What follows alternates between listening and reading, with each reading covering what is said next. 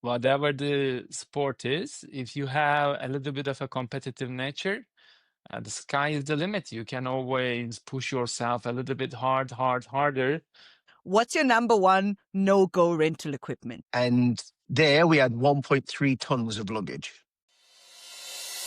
Welcome to Dive Around the World, the podcast that brings you stories, insights, and adventure from beneath the surface.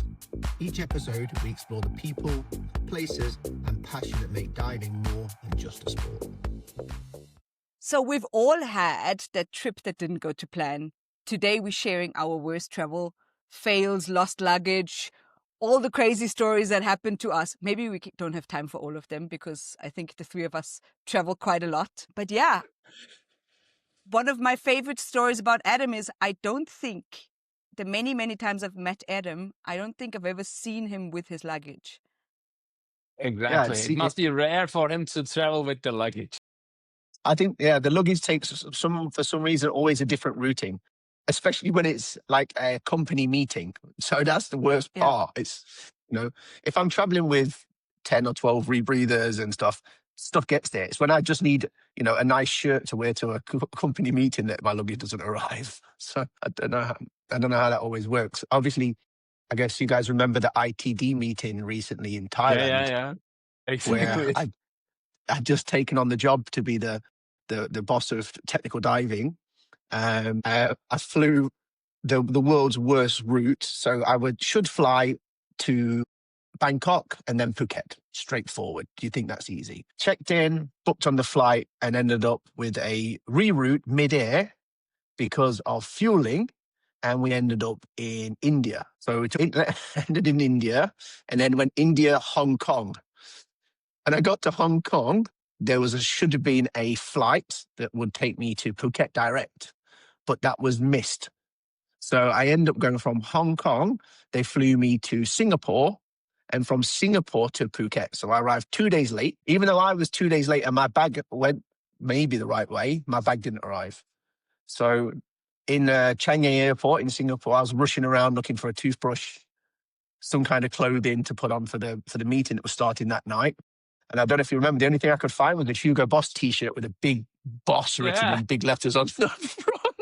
There comes the British tourist. So I had to walk into this meeting, and obviously it was the evening, and the CEO of the company was presenting, and he was welcoming everybody, saying, Adam's going to be in charge now of technical diving. And I walk in with this huge boss sign on the front, and I'm like, move out the way. I don't know. It just seemed to happen to me a lot. I don't know if it's a thing about, XR divers traveling with a lot of equipment. I guess you've lost your fins a few times, Memo. Well, my problem is freediving fins are long, right? It's not like losing a luggage or it's coming late. It happened, a few times, but more than a few times I got broken stuff. Like the freediving fins, I don't remember how many times they got broken. So nowadays I end up custom sizing my fins and put it in a hard luggage. It's not like the regular freediving cases or dive bags, which are designed to take the fins inside. I definitely fly with a hard luggage, but I chop the fins and custom size them to fit, to make them fit inside the bag. Sawn off freediving fins. Yeah, that's it. Dremel does the job, Yeah. That's my So this is actually a question. Adam, I have a question. You travel with all this gear all the time. You just said you travel with 12 rebreathers on a regular basis. How? Because as a regular person, trying to get a second bag is already such a huge pain. Yeah, let's start with how many kilos do you fly with, like in total? It varies, of course. I did a big film shoot with the BBC in North Carolina, and there we had 1.3 tons of luggage. So that was all pre-booked on Carnet, and there was 6 of us traveling, and it took nearly 40 minutes to bring everything from the car to the check-in desks. So that was a bit of a challenge. I've got a really cool photo of like all of these luggage carts all lined up with all these and of course it's really expensive equipment they're using. So they're all in big hard pellies. So nothing is like stackable. Everything's these massive big boxes. Could be that, or I once took a bunch of rebreathers to meet my students from Italy in Egypt. So the rebreathers are normally shipped to the instructor because they're a piece of equipment that can be, quite dangerous if it's used without training. That means that I would then meet my students with the units. We were training in Dahab in Egypt, and the best way to fly there with a lot of luggage is not with a budget airline. Obviously, as you can imagine, the budget airlines make a lot of money out of excess baggage. So you need to fly with a primary carrier. So Egypt Air, which is London Heathrow for me to Cairo, and then a Cairo connection down to Sharm el Sheikh. Easy part, park, get everything in my van, drive to the parking, take everything out, put it onto carts, no problem. Push the carts one by one, but you have to do it in little shuttle runs. So you go 150 yards, go back, get the next one, 150 yards, and you do the same thing repeatedly until you make it to the counter. No problem. Go to Egypt, land in Egypt, and then they all get, of course, a huge amount of security, which means they want to open everyone, check what this, black thing full of wires is inside each box. Open all the boxes, and then they say, okay, you go over to the other terminal for domestic check-in and check in there. So that meant walking probably, 1.5 kilometers on a bus, and then 600-700 meters on the other side. But no luggage carts. So there's six rebreathers and 3 bags for myself, sweating like, really, really drenched with water. Pick one up, walk as far as I can walk so I can still see the other ones, because these things are 15,000 euro, right? Yeah, exactly. Walk so I can still see the others, put them down, walk all the way back, pick one up, walk all the way back, put it down, walk all the way there, walk all the way back, pick it down, and then repeat until I could get there. And then, of course, pidgin English, trying to explain to the bus driver, I'm going to put some of these on, don't leave, because I've got to fetch some more. What about the It can customs, Adam? be taxing. So customs is funny. Depends where you It's go in the always world. funny. Sometimes I travel with 3 wetsuits and they say, what is that for? Are you going to sell it? I say, no, look at the thickness. This is for warm water, a little bit colder, cold. And they said, no. So you have to declare some kind of paper, so it's an issue. Yeah, so I cannot imagine it with 6 rebreather units. Yeah. So luckily the rebreathers are, they're arrived with shipping to me, and they have invoicing, and they have the owner information. So we know that tax is paid in the country where they landed for the company that we're going for. It's a little bit difficult since Brexit, but in the past it was easier when the UK was in Europe to ship them to me. So yeah, just as long as you've got all your paperwork in place, you declare it and you don't try to hide anything, most countries are quite interesting. Egypt's a good one. We travel a lot with softener lime to Egypt. Now, I guess some of you know what softener lime is. It's a 25 kilo tub of white powder, which is interesting. And you arrive with it, and now it's corrosive. It's very alkali, so it can burn you like a. They dip the finger and then like this, right? Well, quite often in Hurghada Airport, they'll taste it. So they'll take some out and they'll taste it. And I think to myself, what was their training like? Were these guys like given loads of different drugs and they like taste them all and go, okay, yeah, that's definitely that. I don't know what they expect to find, but obviously they taste it and it's super alkaline. It burns. So we have this thing called caustic cocktail, which is where the soft lime gets wet and you drink it. It burns all of your airway. It's something you avoid like really as much as possible. But yeah, in Hurghada Airport, they'll say, what is this? You say, soft lime for the rebreather. Like you and me, we've looked each other in the eyes every year, 5 times a year for the last 10 years. So we have this conversation regularly. And he said, open. So you open it and then he tastes it and he said, yeah, it's okay. And I said, maybe he likes the taste now. I don't know. Just sitting there waiting for Adam to come back. Can I take a little bit for myself? Next time, yeah, they will ask. I need to give a special mention to one of the divers who dives with me. There's a lady, she'll maybe watch this, called Sam. She's one of those people who, if there is a joke to be had, she's in the middle of it. She really likes to wind people up and make jokes. So when she travels with her softer lime, she weighs it out into like little 2-kilo packages, puts it into a black bin liner, rolls it up, wraps it in brown parcel tape and writes "not drugs" on it.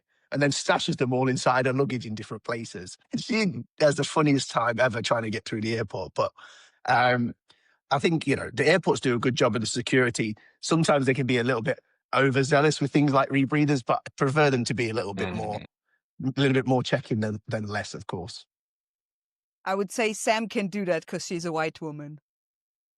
And I think that helps. I think they all laugh at her. She's good for doing that stuff. She's so funny with the things that she. Yeah. I mean, I never have problems with customs. Only when I travel with my husband, there's problems with customs. I just go right through. Nobody's ever checked my bag.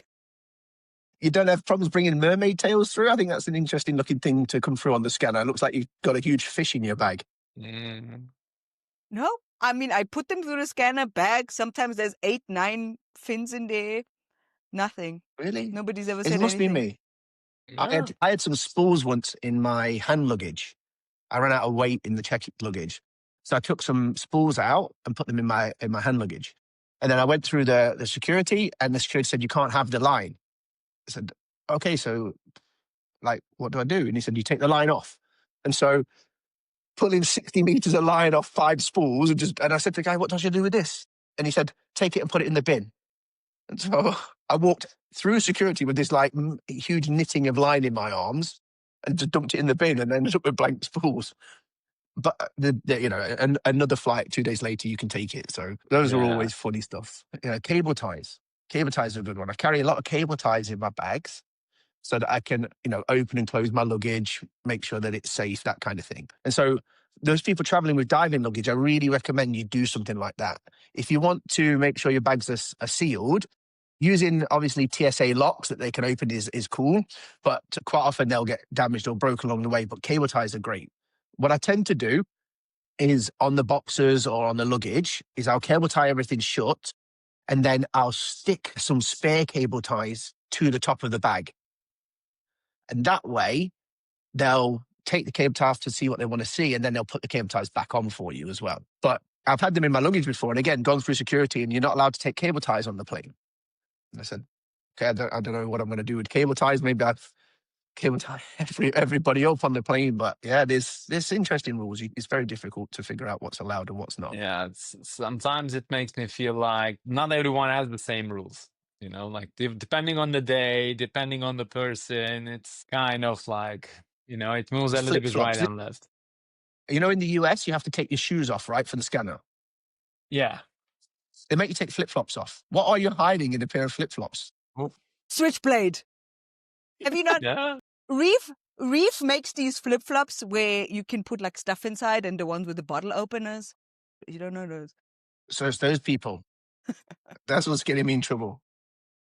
Yeah. I used to try and travel because I'm quite grumpy in an airport. Obviously I travel a lot. And so the airport isn't my favorite place to be. I'm not one of these people who gets there hours early. If I've got a huge amount of luggage to check in, I'll be there as soon as check-in opens. But I don't want to be in the airport any longer than I need to be. So I'm straight through security, straight to the gate, sit down with my laptop, don't talk to anybody, put my AirPods in. Or I go to Yo Sushi. They're the two things I do. Because of that, when it comes to security, I'm ready. I deliberately arrive at the airport with no belt on, with nothing metal, no poppers, no studs, no jewelry, everything. And, I'm walking to the security and I've already got my watch in my bag, I've got my laptop in my hand and I'm ready. But everybody else, it amazes me with people, like what people will do. They'll turn up with 4 liters in a gulpy cup in one hand, a rifle in the other hand, a metal Viking helmet, and turn up to security. And I'm like, what did this person think? The worst for me are the people that walk through, obviously had their phone and whatever other stuff on them, walk through with beeps. They come back, they put only one of their things, even though they have 7 on them. They put one of their things into the cart and then push it through, and then they go through again. And we have to go through this whole spiel 7 times because they just don't get it. What is so hard about the concept? No metal. Do you think it's because we travel a lot? I focus on my breathing, huh? Yeah, but for I think you learn, huh? I have my travel apparel. Like I wear elastic waist shorts or trousers.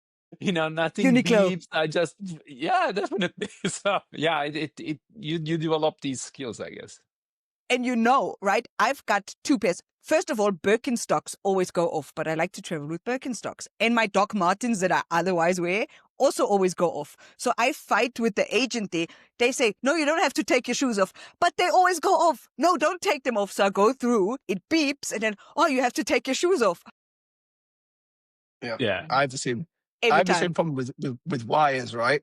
I have a fold up like to me bag thing with, because we travel. I've got every adapter in the world, every type of cable because I'm kind of, electronics guy. I think we mentioned that before. So I have all of this like cables, and it's in the bottom of my bag. Now, a lot of airports have switched to the new style scanners where you don't take anything out of your bag. Mm. But this thing gets pulled up every time because it's like a solid lump of metal almost.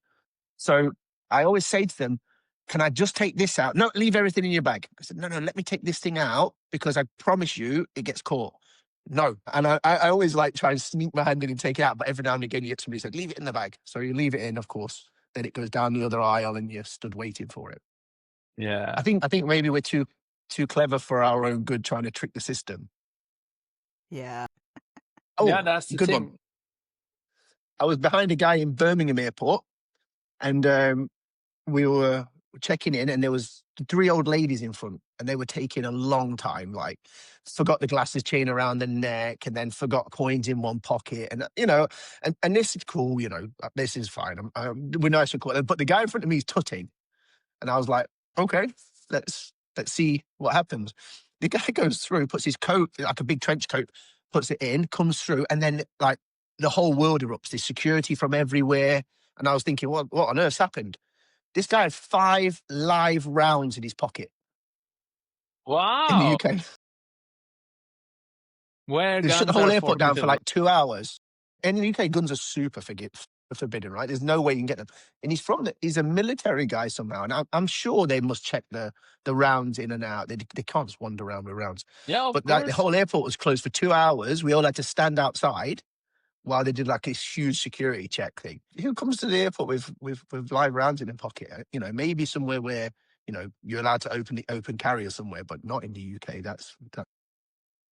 Yeah, before I started to free dive, I was skeet shooting. So traveling with the guns was part of my life, gun and ammunition. So I was in national team. We were traveling internationally quite a lot. And it was the case there. So before you approach security, one was going further ahead and saying that, listen, we have some equipment which you're going to mark with panic. Let's handle that in advance. And people were approaching, taking the stuff, passing through. Yeah, it was always an issue. That's crazy. I didn't know you had that skill. You must have a good eye. Yeah, now with the glasses. I've tried that clay pigeon shooting and skeet shooting. It's super difficult. Yeah, it's a set of skills you develop just like diving. Of course, you develop like a muscle memory. Like it's the same thing you're doing over and over again, but the environmental conditions change the flight trajectory of the discs a little bit. So it's a interesting sport. And what made me quit was stress, the competition stress. I started to hate it because, I can imagine. I think it was the coaches which were approaching, at that time, the style was comparing you with different athletes and you were constantly feeling pressure on you and feeling like you're not enough. So at some point I said, it's enough. There's no point doing that sport because there will be always someone better than you and they will whip you to pass that guy. And I said, no, I have to find something new. Yeah. Yeah. Freediving is like a competitive sport in some ways as well, right? Either in competition or competitive with yourself. But I know you. I know you're a little bit competitive guy. We've been skiing together. You want to get better. You want to improve yourself. Yeah. So you don't get the same stress from that. Do you think I'm competing now in freediving? No, not in the competitions. But I know you like to swim and get faster at your swimming. You like to be, You compete in swimming? on improvement. Yes. Yeah. So I changed the sport again. So I started to feel more stressed in freediving. I changed the sport. Now I compete in swimming. So yeah, definitely. You can build a lot of stress on you. Whatever the sport is, if you have a little bit of a competitive nature, the sky is the limit. You can always push yourself a little bit harder. The thing is, you have to be open with yourself. For me, like diving is our profession, but it doesn't mean that you can find enough time for yourself to progress in your free diving. So for me, that was this conflict. Is it going to be, which one is the priority? Me or my business, my students? So of course, the priority was the student, was the business, and I was not giving enough time for my own progress. At some point, it started to create this same tension, same feeling in me. And like, although I still like freediving a lot, I started not to enjoy competitions that much because I knew I could have done better. I knew I needed more time, but my passionate side was asking more and more. So I said, okay, let's give a little break. Maybe I start swimming. Now I can give enough time for swimming. So I train regularly. I can wake up even earlier, add some more hours. So that's Yeah, I think this is always a problem. If you work in something, you will not do it as much. For all of us. I don't know how much exploration you still do, Adam, but I think more of your time will be spent teaching. I can imagine. Yeah, absolutely. And I think it's important that a lot of XR divers know that, the exploration side takes a completely different person. When it comes to like if you think of being underwater, XR is sort of the limit. That's where you can't really go any further, or the only place people going further are the explorers. So be it deeper into a cave, longer, more tighter restrictions, harder diving. And that's not us. And actually, it's not me. Although I like being part of interesting diving, I'm not an explorer. I know a lot of great explorers but those people are built completely differently. And quite often they're not even very good instructors. They can take people along and they can guide and they can mentor and stuff like that, but they're not built around education. My thing is like, I think I was born to do dive education. That's what I wanted to do forever. All of my family have been educators. So it's sort of been natural for me to just want to teach people to do it. Part of it is doing the deeper dives, enjoying it, building yourself and gaining experience. But yeah, I focus heavily on the training side, but I do find time. I know that big part of telling people that they can do this is doing it yourself. So yeah, I do get out there and do it, but I've never been a real explorer. I'm not one of these people who spend 4 days in the jungle dragging kit to dive in a muddy puddle and see another wet rock that looked like the one that was 3 meters behind it. These guys Don't know love what that you stuff. mean. It sounds wonderful. Now, the explorers, they're a It's special like breed. I want to. It sounds like something I would want to spend thousands and thousands of dollars on, Yeah, exactly. and my entire holiday time. And Yeah, then, of no, course, on like the you. way back, you bring a tropical disease. That's the cherry on the cake, right? But this is it. I think this leads back to what Memo said. In XR type diving, we don't have any leaderboards or competitions or times where we can compare ourselves to each other. So it's very difficult to know, number one, if you're improving. And number two, like, where do you sit amongst your peer group or in your little group or clan? And where do you sit globally? Those kind of things we don't have any way of measuring. Where recreational diving is seen as super just a hobby rather than a sport, if you know what I mean. Free diving is definitely a sport, and it can be a recreation. I'm in a fitness type part. So the freediving's branched off. I think it started, in my opinion, I'm not a freediving expert, but I think it started in the competition type, and now it's got this huge, bigger Yeah. field where technical diving is sort of like, was built around depth. So it was, people going deeper and deeper and deeper, but we started to reach the limits of physiology. And so that became dangerous. So everybody's backed away from that. Now there are explorations, and the explorations are about caves, and then that's usually measured in distance. And then now we have distance and depth in cave. So that's getting, those are the explorers. But for everybody else, how you compare yourself is quite complicated. So, everybody wants Yeah. to do a little bit better than yesterday. But if you survive the dive, that's the first good step. But how do you know tomorrow's dive is better? You can't, double survive. I think, exploration, competition versus training or teaching also conflicts a little bit. One, you have to care about others. That's definitely the source code of how to be a good instructor, how to teach people. You develop certain skills about making people feel comfortable, confident, and solve their problems as soon as possible. That's the skill you're focusing on. But when you are exploring or competing, most probably you have to focus on yourself.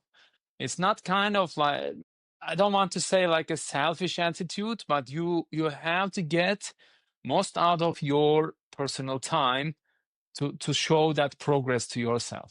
So it's conflicting. This is, I think, why we don't see really good competitors or explorers becoming really good instructors at the same time. These are different skills. Let's come back to our topic. Let's Yeah, talk a little bit now. We've talked about losing luggage. Now let's talk about what follows after we lose luggage, which is rental equipment. We've all been there. What's your number one no-go rental equipment? Wetsuit. Booties. I'm not wearing a peed-in wetsuit. Absolutely not. That's like a Yeah. no-go for me. A seasoned pickled wetsuit. That's not I fancy. No.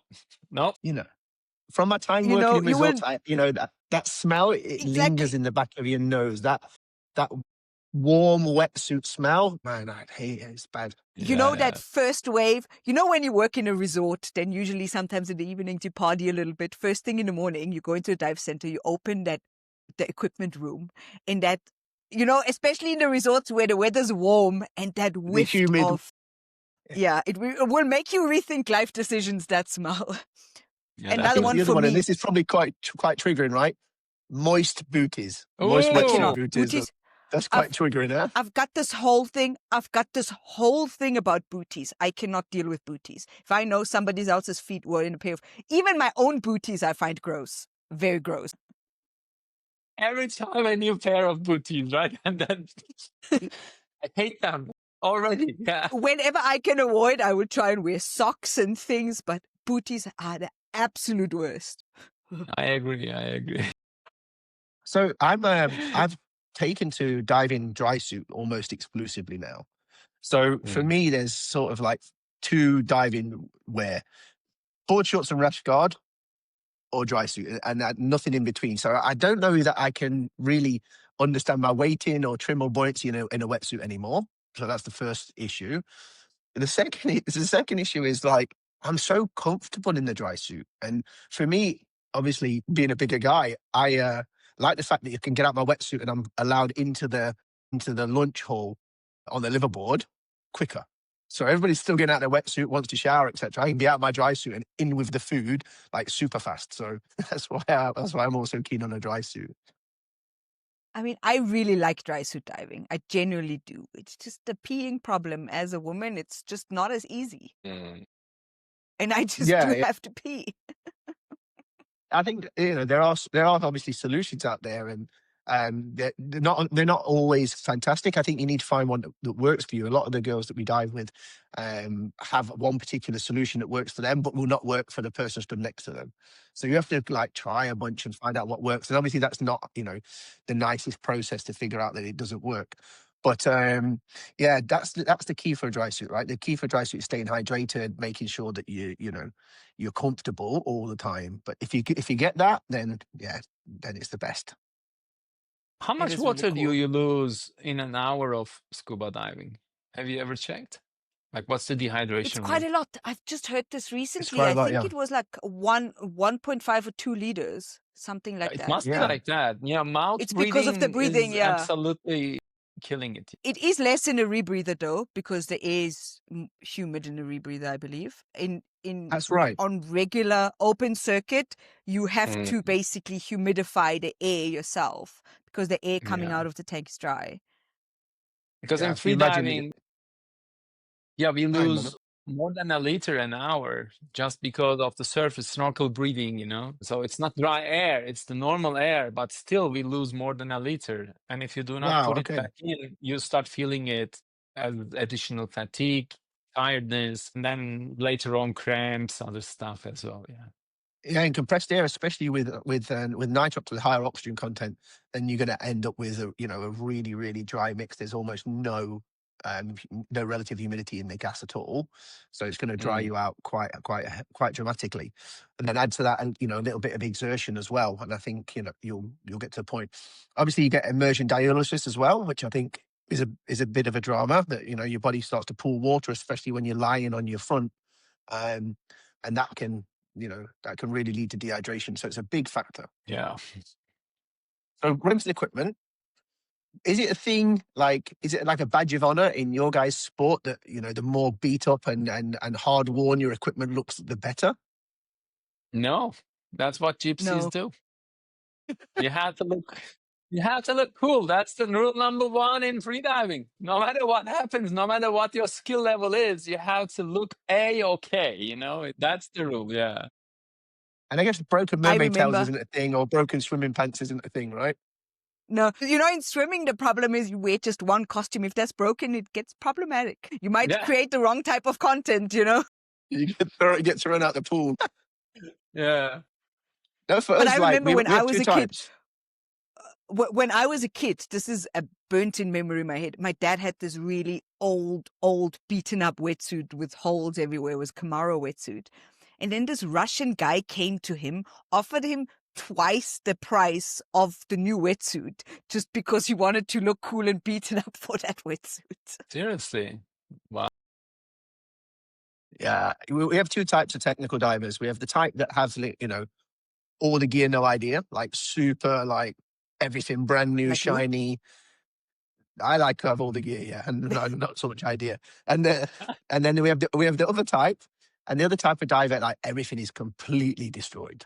Hanging on with zip ties and duct tape and all that kind of stuff.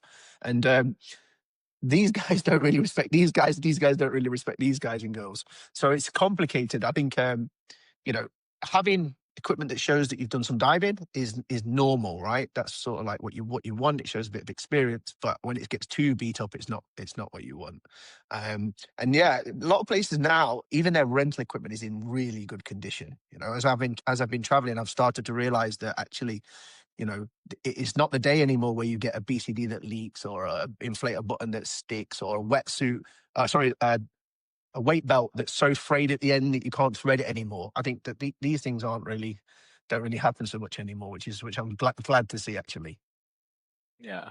Yeah. I think the worn out, beaten equipment becomes an issue, especially in professional training. In my life, I think at least 2 times in instructor trainer seminars, I had to make this little talk with the candidates and saying that, listen, I can see what's inside you with this wetsuit. That doesn't work. It doesn't look professional. I cannot certify you. Go find something else, a new wetsuit. So I had to make that talk. Yeah. So now Okay, yeah. most of the time people are like super pro. Okay, that's good. Mm. Yeah, and freediving, I think it also depends a little bit on the equipment, right? It can be very expensive, but especially if you take some of the more competition type wetsuits, they can get damaged really quickly and they can get broken down fairly quickly. So I think as a freediving instructor, best is to have 2 types of wetsuits, one that you teach with, one that you compete or train with. And I think it's the same for most of us, that we have something that we teach with and then maybe something that we do for show or for competition or whatever. Yeah. I mean, high level competition stuff usually wears with environmental conditions. UV doesn't treat them well. Like the smooth skin wetsuits, do nothing, be super careful, hide them in the dark area, rinse them properly. Doesn't matter. As long as you're diving under the sun, they will start getting older. High-end carbon fiber fins, they have a certain life to snap back and forward. So if you use them every day, night and day for 3 years, for sure, the reaction time of the blades will deteriorate. It will be much weaker than a brand new pair. So I think the proper approach for an instructor is just like you say. You have to have your robust but good day-to-day gear. And if you want something for yourself to enjoy freediving at another level, yeah. I mean, it's the Yeah, same in yeah. swimming. We have tech suits. Tech suits are, you can wear them. once or twice. If you have the right size, because the right size is super tiny. Tell me And about if you it. wear the right size, you can wear them maybe twice and then they will be stretched out. They made to suck everything in. Everything. Memo's worn his tech suit twice now. What- You have to throw it out. So, What is? for reference, I'm 183 tall. Look at that thing. It's tiny. Huh? So it takes me 5 minutes to get inside that. Okay. and some butter and olive oil, I guess. It's something And like your that, warm up yeah. is included. But that's it. That's the rule. So you have to push yourself into some extremely tight stuff. Yeah. Technical divers struggle a little bit with with rental equipment because often it's very specialized. So if your rebreather doesn't turn up, it's very difficult to rent one. If you're missing, a suit, then it's very unlikely you'll find a dry suit that's your size. So one of the things that we do with that is we choose where we go. So there's a lot of centers that I use regularly that I travel to. I can guarantee will have something that mean, okay, you're not completely left alone. It depends again where you want to go. If you want to go to Chuck Lagoon or Bikini Atoll or somewhere like that, then you need to take 2 of everything, really. I'm heading to Bikini Atoll in June, and we're deliberately arriving 2 days before to make sure we've got 2 days leeway for the equipment to arrive. And that'll mean that stuff can arrive. So, yeah, I think in technical diving, rental equipment's a difficult thing to get. So, yeah. So let's come back to our topic. What's our next topic? We're going to talk a little bit more about the We're most talking about the craziest travel Shark Tank. experience you had. Yeah, that we can talk about Yes. next. But maybe let's do one more crazy travel story. So, All right. what is your craziest experience you think you had while going anywhere? Your amazing race story where you think, ooh, that could have gone really, really, really badly. Well, I have one I'm not that sure. did go bad, but go ahead, Memo. Being a Turkish guy, of course, I require travel visas to most of the world. And traveling so much means that I fill out passports quite rapidly. So I have some passports with active visas, but they are out of paper, so I don't have any pages for stamps. And I have other passports which have pages but don't have the visa. So sometimes when I travel with 3 passports. It's a stack of passports, and I just show the visa on this one, but ask for the stamp to the other one. A couple of years ago, I was traveling to the States, and the connection was from Sweden. So with the first stop, we were in Sweden, and I showed my US visa. Everything was okay. And then they said, yeah, but this passport is expired. I said, no. This is not how it works. This is the visa passport. This is the active passport. So they are going to stamp me here. So of course, being a super Swedish officer who is checking my passport, they couldn't understand my problems. These are third world problems. They were living in the first world, and they were like, "Sir, we have to ask you to the United States. You have to wait." I'm not joking. I was about to miss the flight. I was the last guy, stepping my foot on the board. Everyone was waiting for me. It was just pure luck. I made it to the plane. So things like that happens to me like occasionally. It's like day to day. I think I could do a whole podcast based on passports as well. I've got like 4 passports, and they're often in embassies or getting visas or whatever. Man. I've rocked up at the counter, gave the lady my passport, and gone, "Why is the corner missing out of that passport?" And I'm like, "Uh-oh." And then right through my bag for the actual active one, because in the UK they cut the corner off when it's Yeah. go to somewhere where you need to have 1 passport stamped, and if you get that passport stamped, you're not allowed in another country. So trying to juggle the passports to make sure you got the right stamps and the right passports that you don't Yeah, end up exactly. with issues is also complicated. Yeah. But Are you not allowed to I have think- 2? I have 2 for that reason. Yeah, I have I've got one 4 that I Yeah, can I have have at to like as yeah. well. Yeah, I've got 4 passports total. 4. Sometimes Yeah. I feel like James Bond, but Adam is more close to it. Like open the safe, like 4 passports, different colors, a handgun, some money stacked. In case Yeah, Adam anybody's is watching, they're all almost Lingual there. and they're all me from the same country, just in case anybody's. I open my safe, same color passports, no handgun. I'm like, just $200. See, I don't even have a safe. Nothing to put in this.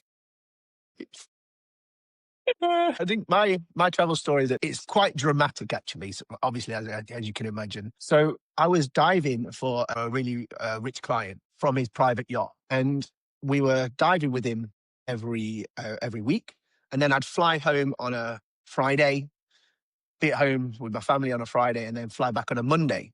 Now they were flying me backwards and forwards with a private jet, so I could bring things backwards and forwards and stuff. So on the Friday, I would take my rebreather home.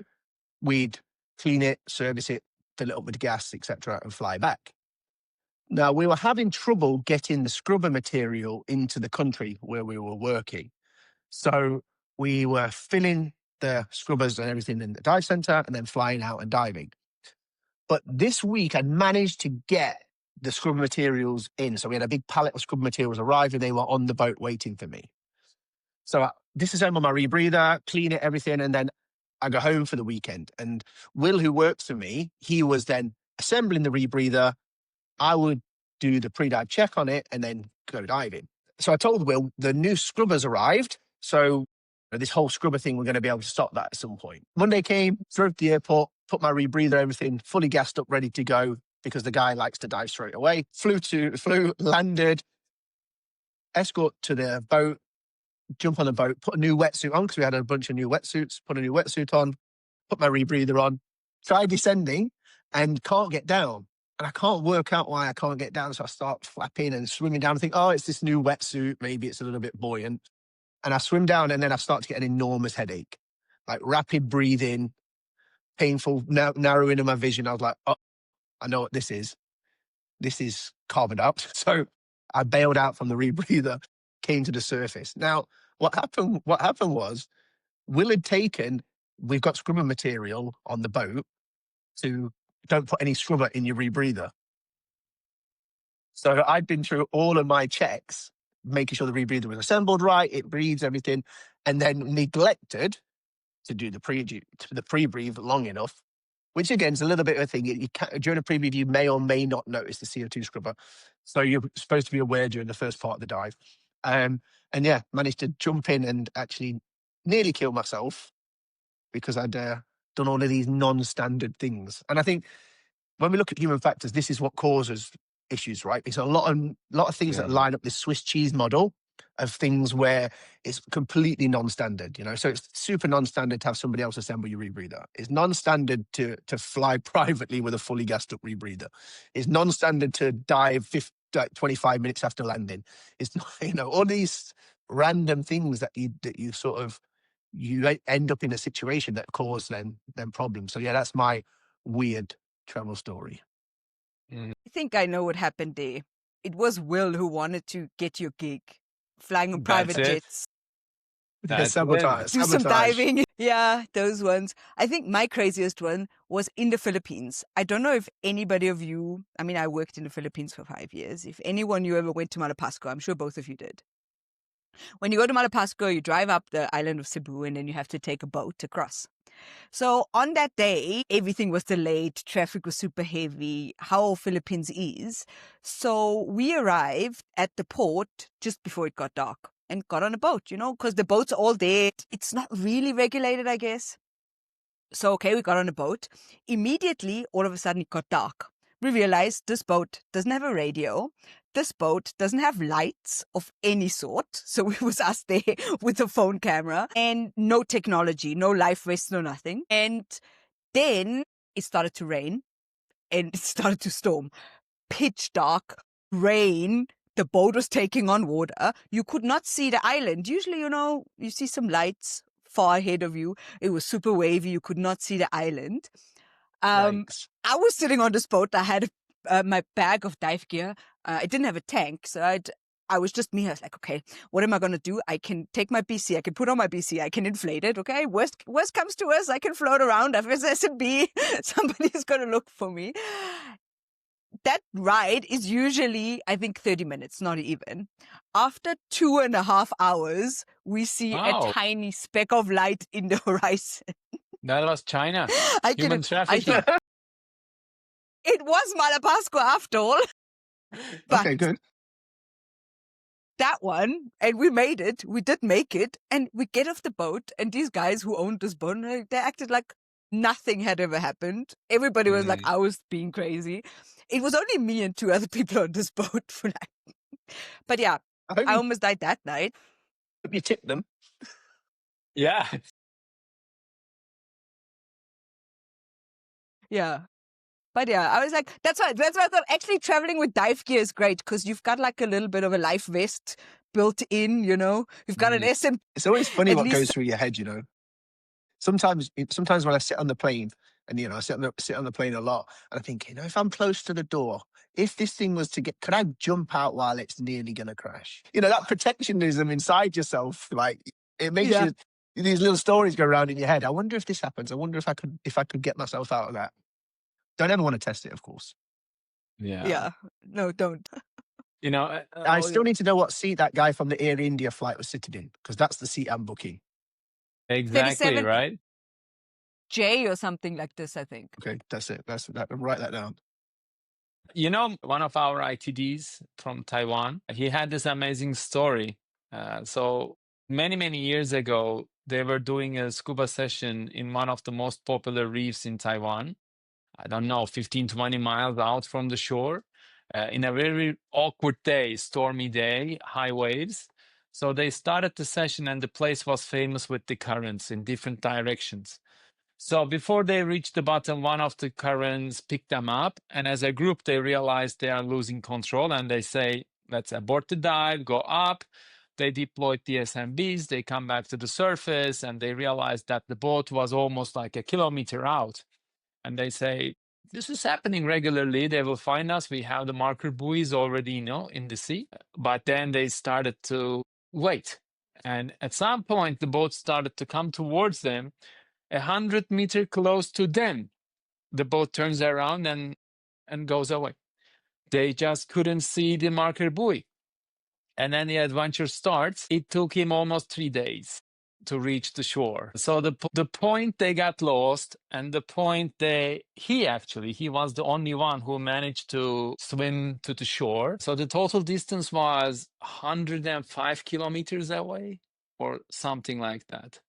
So they drifted that much. But it's a good story. No one got hurt.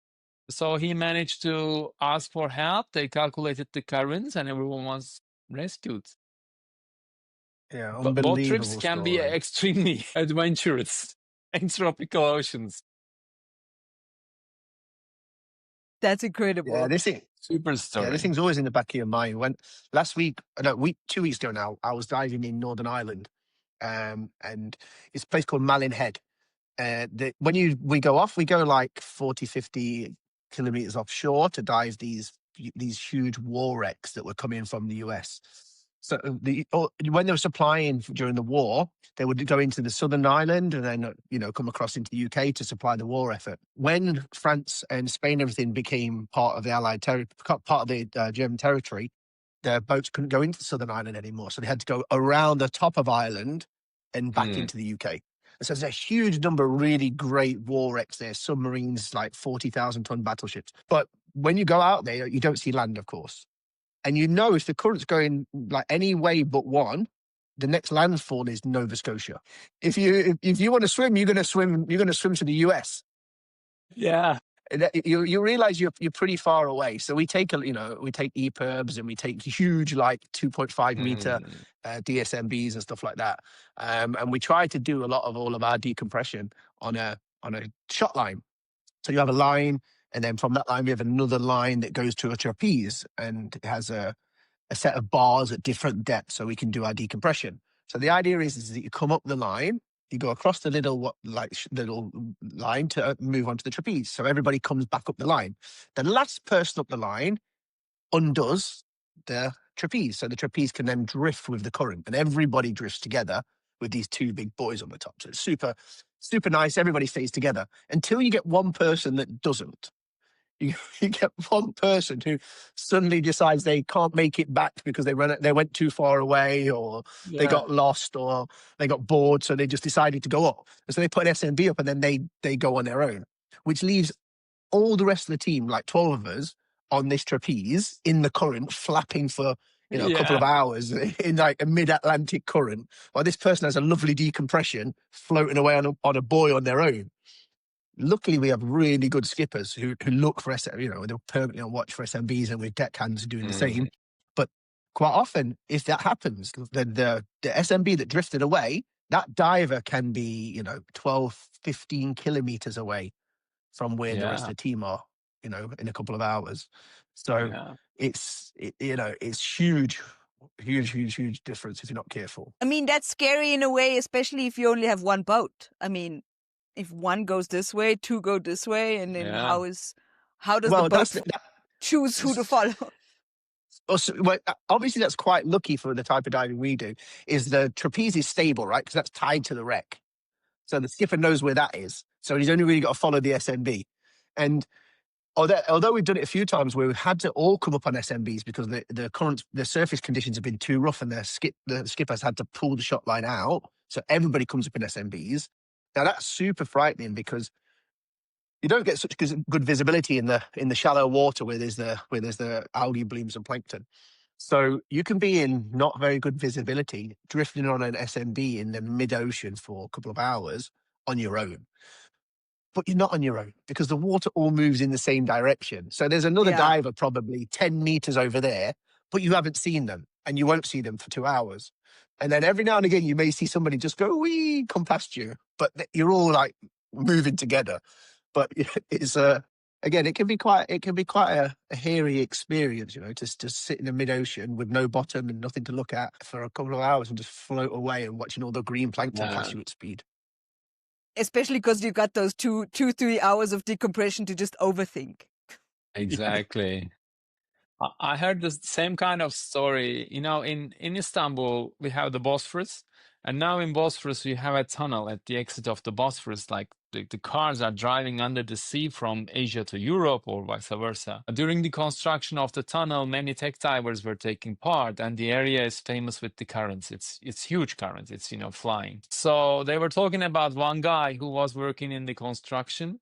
And that day the current was particularly strong, and he said like he has to check one thing, and he makes his dive with the team, and he never shows up. So the rest of the team, of course, like freaks out. But the story is funny.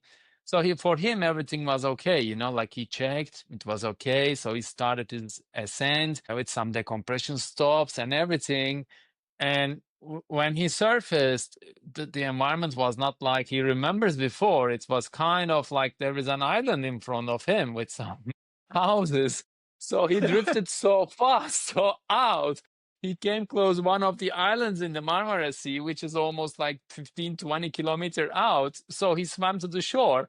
He went into the police station and he says like, hey, can I make a call to my friends for them to pick me up? They thought he was joking. They thought he's like a insane person, so with this wetsuit on and everything. Yeah. I think currents are crazy, yeah. Just remembered one. I was doing a dive in the Maldives, and again, Maldives super high currents because you have a lot of like small atolls, and you have a lot of deep water down the side of the atoll. So upwellings and downdwellings drag water in and out of the atoll chains. And we were diving from a shore, and the idea was that we go in the shore, we go a little bit around the island, reef on the left, turn back, reef on the right, come back to where we came from. We did the dive. We got a little bit excited. We saw some manta, followed the manta to a little pinnacle, did the dive. Super nice dive. Again, rebreathe the dive, so longer dive. And we came up the slope. Okay, here's the reef. Popped up on the reef, looked at wow, they're different looking bungalows. That doesn't look like our bungalow. Anyway, had a quick look around. Don't really notice or recognize anything. Drag all of our like bailouts and rebreathers because we can't find the jetty. Drag everything up over the top of the sandbar, across the little reef, onto the beach. And then there's just two random guys on an island that's completely not their island, just wandering around looking for people to say, any chance we can get a boat like over there? Because our island's over there. This is not our island. Yeah. This kind of thing happens. I've seen so many divers come up on the wrong liverboard, start climbing up the stairs, and the crew said, "Who are you?" Yeah, but my liverboard's next door. But liverboards especially, they're always anchored at the same spot. A lot of them are like that same white. They almost look the same. So it's very understandable. In my Okay. defense, all Maldivian islands look the same from underwater. True. True. Okay. Last thing for today. Let's play our game. We're going to play a new segment. We have a new segment. We're going to call it not Shark Tank because, it's maybe copyrighted. We don't know. We're going to call it Fish Tank. And today we're going to introduce our most genius diving inventions. If anybody out there wants to buy them, you can contact us under ourname.diverseye.com. We're willing to sell our ideas for the right price. So we'll start off with Memo. What's your idea? For years, I've been thinking about something to fix equalization issues. 1 out of 4 person in freediving struggles with good equalization. It's not because physically they are not able, it's because they don't have the awareness. So we all do this kind of maneuvering, but when it comes to consciously move that thing, it fails. So I would like to have this equipment where you put these little electric patches on your tongue and then involuntarily contract the tongue in the move of the equalization maneuver. So you position it, you pinch your nose, you push the button, and it's like, whoop. It's like, what was that? Whoop, again. That's Freediving I think TENS that's going to machine. be a That's a game. great one. Yeah, that's the Mini is game like a changer. mini AED. I think you maybe Something don't like even do that. it with a button automatically because people, they forget. Depth That's version 2. compensated. I like the idea. Yeah. So Okay, Adam. that's the plan. Yeah. Okay, I'm Adam, gonna have to what's work yours? hard. I'm gonna have to work hard to beat that. Mine, I'm stealing from a film. Okay. If somebody told me I could do the kind of diving I could do without the deco, then I'd definitely take that option. So what I remember from a film called Deep Blue is this fluorocarbon breathing. So breathe in water. So Yeah, basically, I remember that. yeah, and it helps with equalization, helps with everything. So basically, all you need to do is have a super oxygenated liquid and drown yourself. Okay, so it should be easy. But the idea is if you, Easy if enough. if all of your air spacers, including like all your station tubes, your middle ear, sinuses, everything are filled with this fluid, you don't have to equalize. You won't take on any inert gas. There'd be no reason for decompression or for equalization. So Yeah. that's available. I've got it in a lunchbox size device I've been testing, and you can buy it. You buy the rights to it for a very decent price, a couple million euros.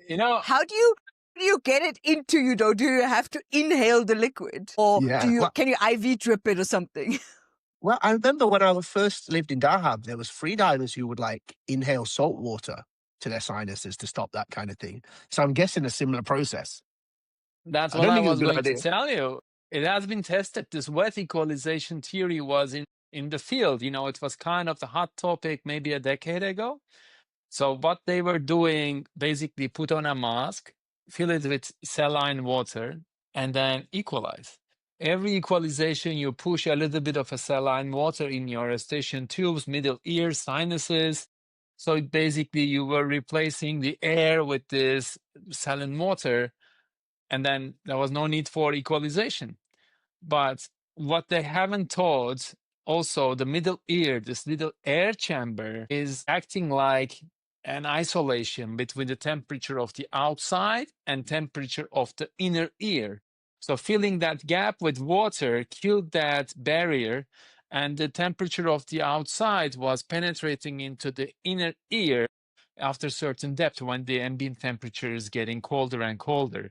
So they started to hit a depth barrier depending on the environment, of course, due to insane vertigos. Because when the inner ear got like colder, the fluid inside the inner ear was getting denser and the little stones were not moving around as they should be. And people were not continuing to dive because of these loss of balance. So that was the funny part. Not so funny part was the infections. So I they just were want to getting say, regularly a lot of infections as well. Yeah. Yeah. Okay. What's yours, okay, Karina? What are you gonna what are you gonna sell? What are you gonna sell us? Yes. So this one is for scuba divers, because we all know the worst part about scuba diving is carrying around everything. I'm going to have scuba cylinders with fold out little drone thingies that will basically fly your tank to wherever you need it to go. Mm. Just, that technology of the following drones that just follow you.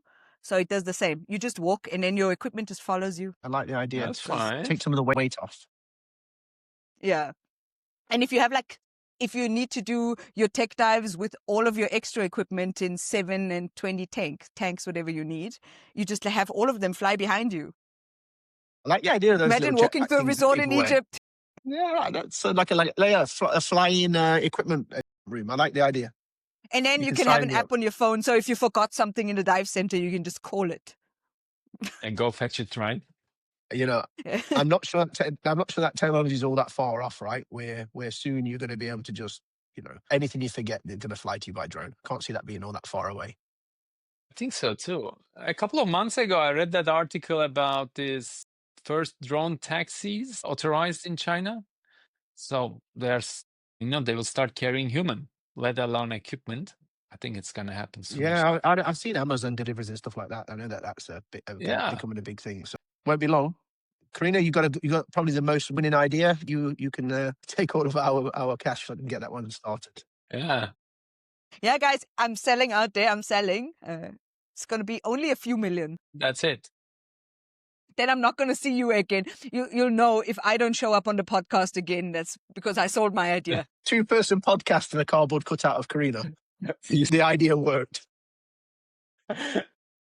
I'll be diving and have my equipment fly behind me. Yeah, exactly. Fantastic. Okay, awesome, guys. This was another wonderful episode. Yeah. I think one of our next ones I like this one was a little bit chop and change. I like that today. That was great. Yeah. Mm. I think one of our next ones might be owning a business in the diving industry. We can all talk to that a little bit. I think that's a fun. Yeah, that'd be cool. Yeah, it can be dramatic and fun. Mostly fun, maybe. Fun. Well, thanks for listening to this one, everyone. And we'll see you in the next one.